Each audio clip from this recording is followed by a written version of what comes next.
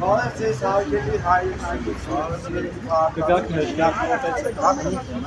միատ բոլորդ մոտեցեք, հա։ Առաջ դեպքով դեպի տեսախցիկները։ Լավ, հա, մի վարքյան սկսենք, ուրեմն հարգելի քաղաքացիներ, միատ հնչեցրեք այն վարկային պարտավորությունների չափը, ինչը ոչ օրինաչափ կերպով ձեր վրա դրվել է եւ հնչեցրեք այն չափը, ինչ չափի գումար բանկերից գողացվել է ձեր հաշիվներից։ Մի հատ հնչեցրեք, ասեք այդ թվերը։ 550,000, որը դառել է 900,000։ 1 միլիոն դրամ դառել է 550,000։ 3 միլիոն, որից 5 միլիոն։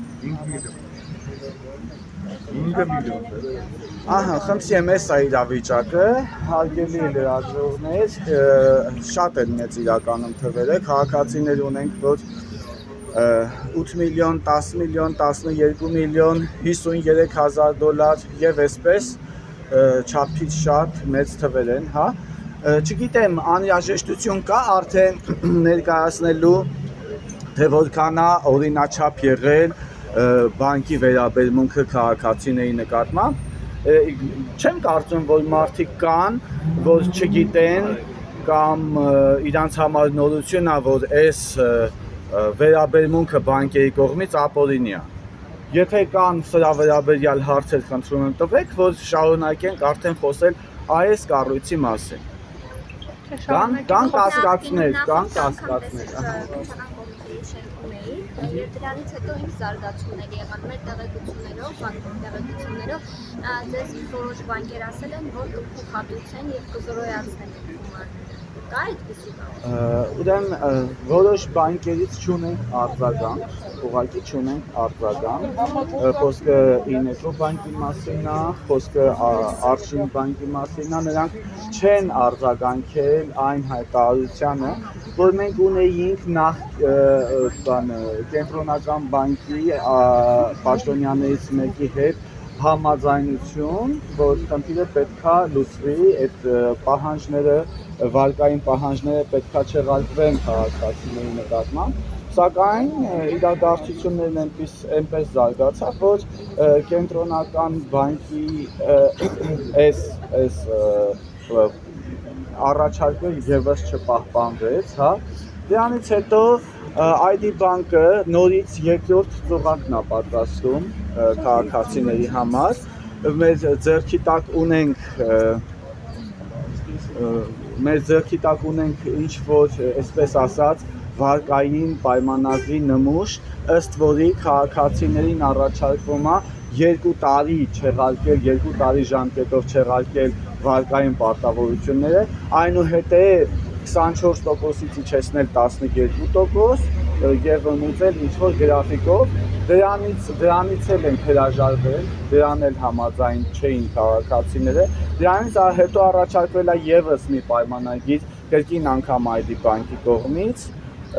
վարկային պայմանագրի դեպ, որ պետքա չեղարկվի 5 տարի ժամկետով, 5 տարի հետո պետքա նորից 12%-ով ինչ-որ գրաֆիկով մուծվի այդ վարկերը, բայց ինչի մասին է խոսքը, սա երկրորդ ծուղակն է, հա, քաղաքացիների համար, որովհետև եթե քաղաքացիները ներկա պահին չունեն ընդհանրապես վարկային պայմանագիր բանկի հետ կնքած, որևէ վարկային պայմանագիր ներկա պահին չունեն բանկի հետ կնքած, ապա ինչի պիտի, հա, այսպես գայթակղիչ թվացող առաջարկներով քաղաքացիներին բերում են այն հարթակ, որ ունենան պայմանագիր, վարկային պայմանագիր։ Իհարկե քաղաքացիները հրաժարվել են դրանից եւ մենք հորդորում ենք քաղաքացիներին նման վարկային պայմանագրեր չստորագրել, քանի որ նրանք չունեն վարկային պարտավորություններ բանկի նկատմամբ։ Պահանջները քաղաքացիների նկատմամբ ոչ օրինաչափ են եւ անհիմն են։ Եթե այս մասով հարցեր կա, խնդրեմ։ Ոչ օրինաչափ պահանջներ են, ֆինանսական ոչ օրինաչափ պահանջներ են։ Ինչ կապ ունի, որ քաղաքացիների անունով են ձևակերպված։ Պետք է իրանք չձևակերպեին, դա բանկերի սխալն է եղել, որ քաղաքացիներ գումարը փաստորեն տվել են զեղծահարի կամ ինչ-որ այլ մարդու, այլ քաղաքացու, բայց ձևակերպել են քաղաքացու անունով եւ քաղաքացին չունի ստորագրություն, հետեւաբար չկա վարկային պայմանագիր եւ չկա վարկային պարտավորություն մուծելու, այս ինչ ապօրինի իրավիճակ են ստեղծել, հա։ Եվ այսօր մեր այստեղ հավաքվելու հենց նպատակը նա է, որ այս ամեն ինչը պետք է վերահսկելի լիներ կենտրոնական բանկի կողմից։ Կենտրոնական բանկը օրենքով սահմանված իր պարտավորությունների տիրությունը, հա, վերահսկել առևտրային բանկերին, հա։ Եթե կենտրոնական բանկը մինչ այս օրը դա արած լիներ, նախորդ 5 տարիների 20-21 թվականներից հա այս իրավիճակը առաջացել այստեղ մարդիկ կան արդեն 2-3 տարի է ինչ այդ խնդիրն ունեն եւ տարիներ շարունակ կենտրոնական բանկը այդ գործառույթը չի արել կենտրոնական բանկը այդ իր պարտավորությունը իր պարտականությունը նաեւ չի անում արդեն 2 ամիս է երբ որ մենք ձայն ենք բարձրացրել երբ որ մենք կմբոստանում ենք կնճվզում ենք ապօրինի պահանջների վերաբերյալ եւ բանկերի ոչ օրինաչափ գործողությունների վերաբերյալ նաեւ արտահայտվել է մի քանի օր առաջ չեմ հիշում ճիշտ օրը գլխավոր դատախազներ արտահայտվել չեմ հասկանում այս մարդիկ ինչ են մտածում այս մարդիկ ինչի պատշաճ կերպով իրենց պարտականությունները չեն կատարում ինչի են քաղաքացիները հայտնվել այս իրավիճակի առաջ հանիրավի գումարների պահանջը կոչվում է թալան Ներողություն Հանդիպում այո հանդիպում պահանջում են բայց ոչ պատերի տակ հանդիպում պահանջում ենք միայն ու միայն լրատվամիջոցների ներկայությամբ թող այստեղ գան մենք չենք գնալու իրանց սենյակները ծածուկ լսել իրենց ապօրինի մոտեցումները հա քաղաքացիներին համոզում են որ ստորագրեք բանկերի կողմից առաջարկված պայմանագրերը սեղանին չդնելով պայմանագիր հա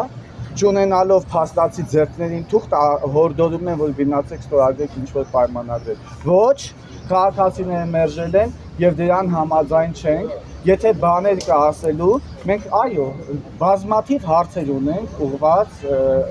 համակարգում աշխատողներին պաշտոնյաներին ունենք բազմաթիվ հարցեր թող գան լրատվամիջոցների առաջ մեր հարցերին պատասխան տալ Փակ սենյակներում, փակ անկյուններում մենք չենք հանդիպելու։ Առայժմ այսքանը ես կխնդրեմ Ներողություն մեկ հարց։ Դուք ասացիք, որ քաղաքացիների ստորագրությունը չկա այդ փաստաթղթերի տակ դրված։ Ապացուցողական բազան կամ բեռը, այսպես ասած, միայն այդ ստորագրությունն է, քանի որ բանկերը գաղտնիք չէ, որ on-line վարկեր են տրամադրում այն քաղաքացիներին, ովքեր շտապ գումարի կարիք ունեն։ Այսինքն, այս մասով միայն դա է արդարացումը, այսպես ասած, թե ելի կան կետեր, որոնք դուք կարող եք որպես փաստարկ բերել։ Օրինակ on-line վարկի դեպքում նույնականացումը անցնում են, ֆիքսում է իր անձնագրային տվյալները եւ այլն եւ այլն։ Այս դեպքում դուք ստորագրությունն եք որպես փաստարկ բերում։ Այո, փաստորեն on-line վարկերը պատշաճ կերպով չեն իրականացվում։ Հա? Եթե պատշաճ կերպով իրականացվեր, քաղաքացիները փաստորեն ստացած կլինեին այդ վարկերը։ Փաստորեն բանկերը նույնպես գիտակցում են, որ քաղաքացիներին փաստացի վարկ չի տրամադրել։ Քաղաքացիները փաստացի որևէ գումար չեն ստացել։ Հետևաբար նրանց պահանջը քաղաքացիների նկատմամբ ապօրինի է եւ անհարկի է եւ դա ուղղակի այդ on-line վարկավորման անբարեխիղճ է, ոչ կանոնակարգված լինելու արդյունքում է ստեղծվել այս իրավիճակը, հա